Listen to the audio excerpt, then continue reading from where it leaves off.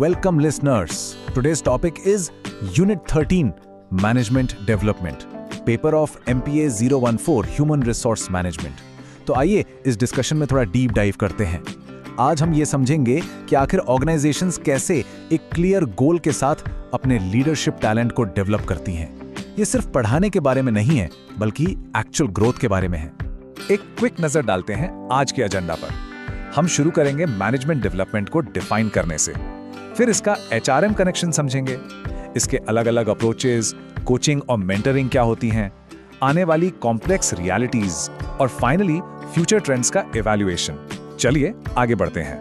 Part 1 management development को define करना, यानी मैनेजमेंट के कॉन्सेप्ट से आगे बढ़कर एक्चुअली मैनेज करने की तरफ शिफ्ट होना।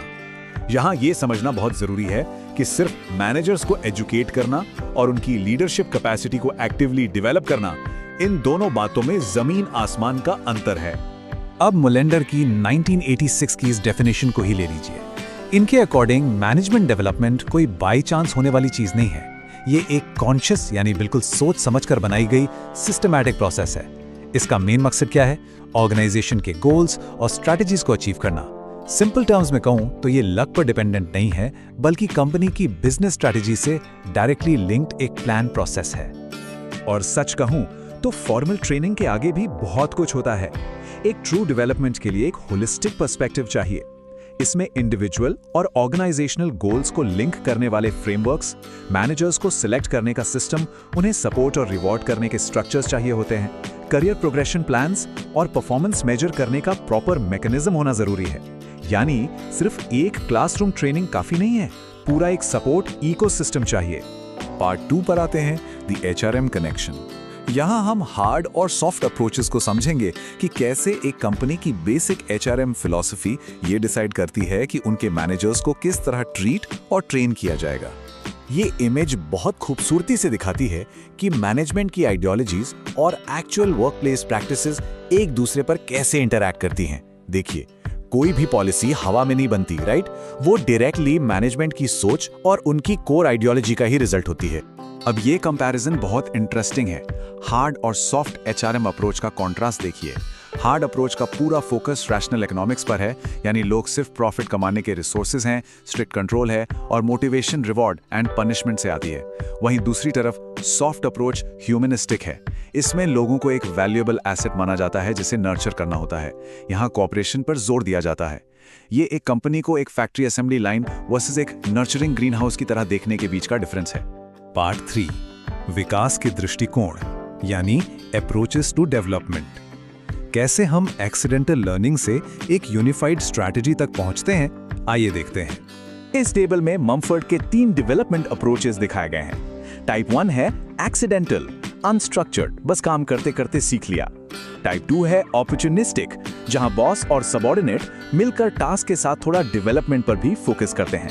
और टाइप 3 है प्लान्ड, जो बिल्कुल फॉर्मल है, डेली टास्क से अलग हटकर एक्सप्लिसिटली डेवलपमेंट पर फोकस करता है। ये क्लियर एवोल्यूशन दिखाता है इनफॉर्मल लर्निंग से फॉर्मलाइज्ड ट्रेनिंग तक का। एक तरफ है पीसमील अप्रोच, जो बिखरा हुआ होता है, इंफ्रास्ट्रक्चर की कमी होती है और ये फेल हो जाता है क्योंकि ये इंडिविजुअल्स की एक्सपेक्टेशंस मीट नहीं कर पाता। दूसरी तरफ है ओपन सिस्टम अप्रोच। ये अप्रोच पूरी ऑर्गेनाइजेशनल स्ट्रैटेजी का हिस्सा है।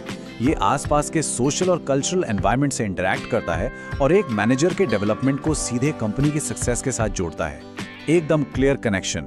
पार्ट 4 लर्निंग, कोचिंग और मेंटरिंग। ये द एग्जीक्यूशन फेज है। चलिए समझते हैं कि प्रैक्टिकली ग्राउंड पर यह नॉलेज ट्रांसफर कैसे होता है। बर्गोइन और हॉडसन ने लर्निंग की इस प्रोसेस को 3 बहुत ही शानदार स्टेप्स में बताया है। पहला है फैक्चुअल लर्निंग, यानी बस फैक्ट्स और इमीडिएट डेटा अब्सॉर्ब करना।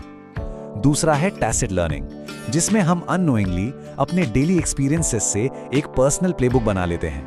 और तीसरा और सबसे डीपर लेवल है कॉन्शियस रिफ्लेक्शन। यहां हम ओपनली अपने वर्ल्ड व्यू के बारे में सोचते हैं और उसमें बदलाव लाते हैं। सिंपल डेटा लेने से सेल्फ रिफ्लेक्शन तक का क्या बढ़िया सफर है। कोचिंग और मेंटोरिंग, इन दोनों में फर्क समझना जरूरी है। कोचिंग आपकी एग्जिस्टिंग टास्क कॉम्पिटेंस को इंप्रूव करने पर फोकस करती है। ये मोस्टली आपका इमीडिएट बॉस करता है। ये इमीडिएट होती है और फीडबैक ड्रिवन होती है। लेकिन मेंटोरिंग ब्रॉडर होती है। ये अक्सर कोई सीनियर मैनेजर करता है जो आपके इमीडिएट वर्क से डायरेक्टली जुड़ा नहीं होता। ये आपको कंपनी पॉलिटिक्स और एम्बिग्यूअस सिचुएशंस हैंडल करने का स्ट्रीट वाइज विजडम देता है। दोनों अपनी अपनी जगह एकदम क्रूशियल हैं। पार्ट 5 पर चलते हैं, प्रबंधन की जटिलताएं, यानी किताबों के उन नीट एंड क्लीन थ्योरीज से निकलकर एक्चुअल ऑर्गेनाइजेशन की मेसी रियलिटी को फेस करना। क्योंकि रियलिटी यह है दोस्तों, ऑफिस पॉलिटिक्स होती है, लिमिटेड रिसोर्सेज के लिए कंपटीशन होता है, कॉन्फ्लिक्टिंग व्यू पॉइंट्स आते हैं, ग्रुप्स के अपने वेस्टेड इंटरेस्ट होते हैं और एम्बिशियस लोगों को मैनेज करना पड़ता है। इन सब ऑब्स्टिकल्स के बीच सरवाइव करने और आगे बढ़ने के लिए एक प्रोफेशनल को स्ट्रांगली अपनी पॉलिटिकल कॉम्पिटेंस डेवलप करनी पड़ती है। इसके बिना कॉर्पोरेट दुनिया में डिरेल होना बहुत आसान है। और इसके साथ आती है एथिक्स की प्रॉब्लम। मैनेजमेंट डेवलपमेंट में अगर आप कॉम्प्लेक्स मॉरल डिलेमास को बेसिक रूल बुक्स में सिंप्लीफाई करने की कोशिश करेंगे तो लोग सिनिक बन जाएंगे। ये एक बहुत ही मुश्किल हकीकत है कि मैनेजर्स को लगातार अपने पर्सनल मॉरल वैल्यूज और कॉर्पोरेट गुड के बीच एक टाइट रोप वॉक करनी पड़ती है। एंड फाइनली पार्ट 6, भविष्य का मूल्यांकन, ट्रेंड्स और मेजरमेंट। इन प्रोग्राम्स को मेजर कैसे करते हैं और आगे क्या बदलाव आने वाले हैं। अगर हम फ्यूचर ट्रेंड्स देखें तो ऑर्गेनाइजेशंस डिसेंट्रलाइज हो रही हैं। अब एक एम्पावर्ड वर्कफोर्स है जो ज्यादा ऑटोनॉमी चाहती है। ये बात एस्टैब्लिश हो चुकी है कि लोग ही कंपनी का प्राइमरी कंपेटिटिव एडवांटेज हैं। आईटी का रोल बढ़ गया है। फ्यूचर के मैनेजर्स को अब रिजिड करियर लैडर्स के बजाय एडेप्टेबिलिटी और कोपिंग स्किल्स पर सबसे ज्यादा फोकस करना होगा। तो इस डेवलपमेंट का असर हुआ या नहीं, ये इवैल्यूएट कैसे करें? इसके लिए इन कोर्स और post course interviews, questionnaires, attitude surveys और साइकोलॉजिकल टेस्ट्स का यूज किया जाता है। ट्रेनर्स का डायरेक्ट ऑब्जर्वेशन और मैनेजर्स की अपनी सेल्फ रिपोर्ट्स का मिक्स यूज होता है। एक कंप्लीट और ट्रू पिक्चर के लिए क्वालिटेटिव और क्वांटिटेटिव दोनों मेथड्स जरूरी हैं। आज हमने मैनेजमेंट डेवलपमेंट की फाउंडेशन को डीपली एक्सप्लोर किया है, पर जाने से पहले एक बड़ा सवाल।